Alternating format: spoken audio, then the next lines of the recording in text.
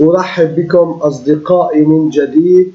لقاؤنا اليوم مميز لأن فقرات اليوم تحتوي على ترجمة لعدة لغات.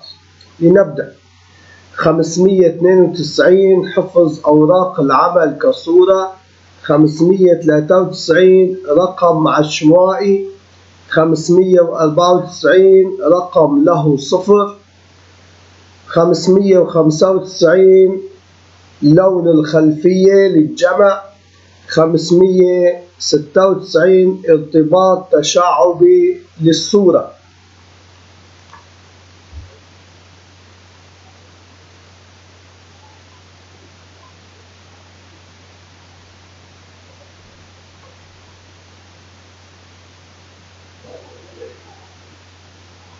I welcome you again, my friends. Our meeting today is special because the paragraphs we will study have translation into several languages. Let's begin. 592 Save worksheets as an image. 593 Random number. Off 594 is a number that has a 0. Off 595 for collection. Background color 596 Hyperlink to an image. يمكن أن نتابع مع بعض أصدقائي طريقة اختيار ترجمة الفيديو إلى لغة معينة.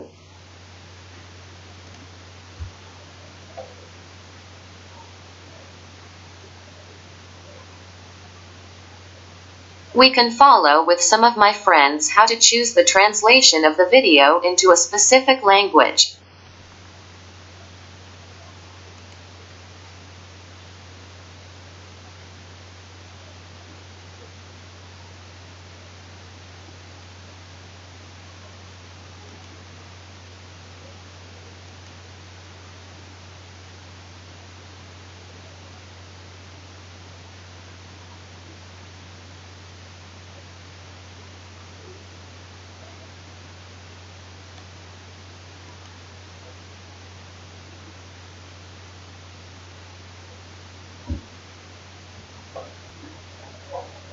خمسمية اثنين وتسعين حفظ أوراق العمل كصورة.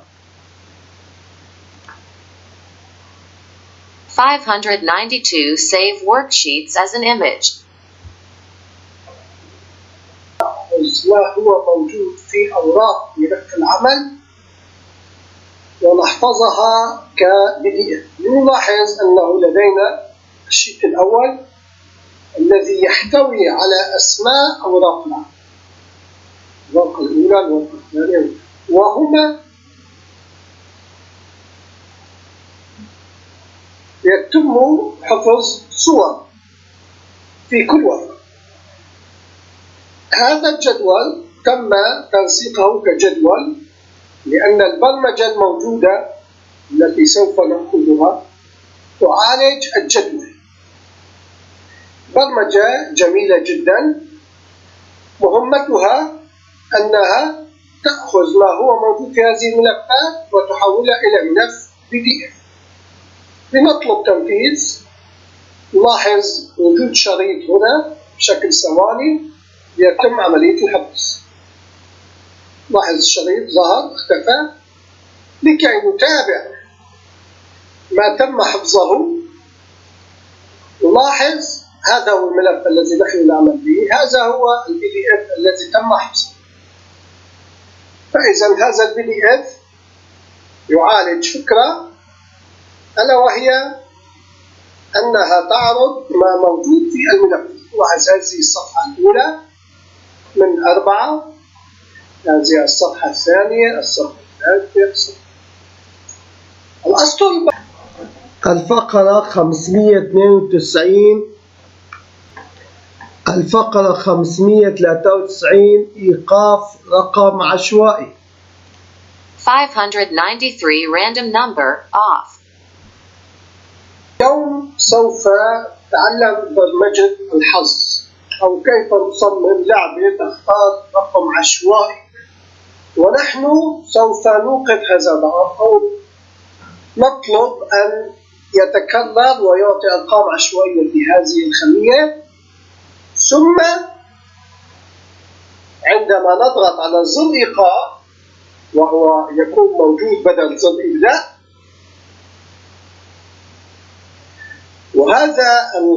وهذه الخانة تحدد أصغر رقم يدخل في العشوائية وأكبر رقم يدخل في العشوائية. طبعا نشكر الجهة التي تم عرض هذا الفيلم من قبلها وتم تعديل بعض الأمور.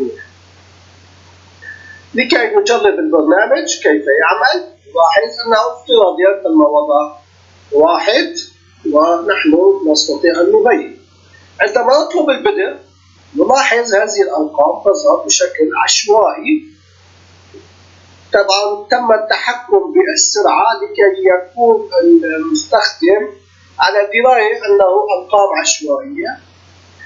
عندما نضغط زر إيقاف لا يظهر الرقم الذي نحن نشاهده في الثواني الأخيرة، بل يظهر الرقم الذي كان سوف يظهر في الثانية الأخيرة من برمجة الإيقاف. نلاحظ لننتبه أن الرقم كان 82 أصبح 101.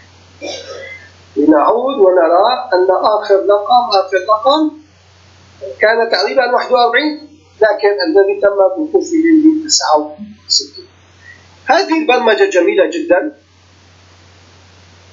لكي ندخل إلى ما هو موجود، إنه موجود هنا في الإبداع. الأسطر البرمجية المعمول بها تقول ما يلي: أقترح من أصدقائي العودة إلى الفيديو الأساسي الذي يحمل الرقم الموجود لكي يطلع على كامل الدرس ويستفيد من الترجمة الموجودة حسب اللغة التي يتحدث بها، وذلك عن طريق قوائم التشغيل الموجودة في قناتي على اليوتيوب. I suggest to my friends to go back to the main video with the number provided in order to view the entire lesson in order to benefit from the existing translation according to the language he speaks through the playlists on my YouTube channel. فقرة رقم 594 هي إيقاف رقم له 0. 594 is a number that has a 0 off. كيف يتم تنسيق رقم لكي يأخذ الصفر في البداية؟ الموبايل مثلا يجب أن يكتب 0 9 9 1 1 2 2 3.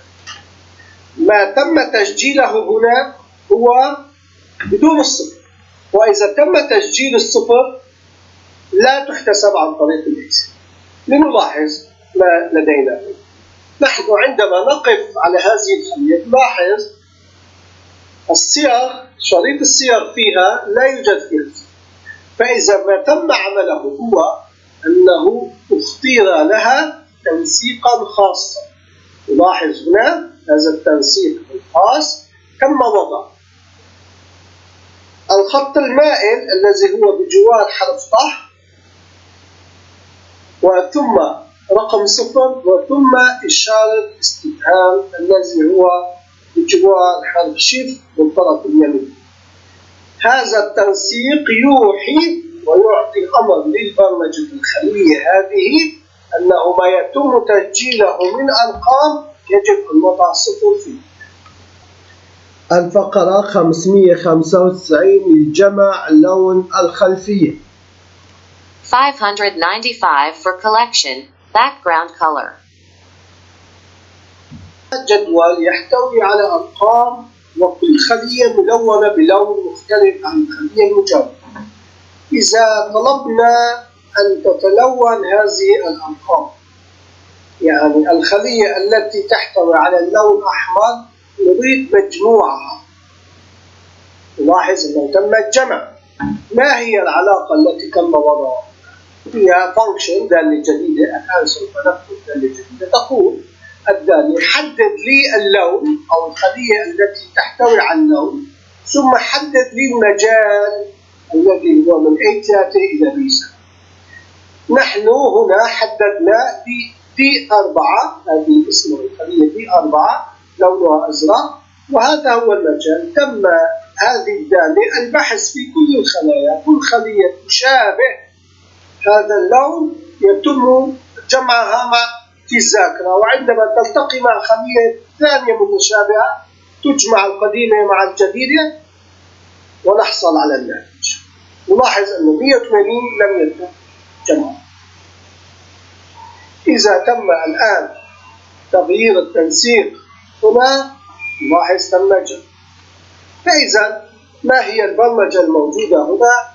نلاحظ مع بعض سطر جدا بسيط من الأسطر البرمجي.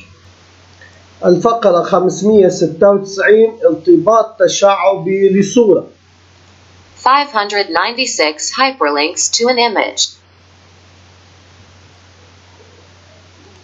تشعبي لصورة موجودة خارج ملف إكسل. نحن لدينا ملف إكسل يجب أن نضع في خلية معينة هذا الامتداد الذي يوجد فيه صورة على سطح المكتب، لكن الدالة hyperlink عندما نضع لها نلاحظ هذه الدالة المتغير الأول أو الخانة الأولى والخانة الثانية. الخانة الثانية هي النص الذي سوف يظهر في الB2، أما المتغير الخانة الأولى وهي امتداد هذه الصورة.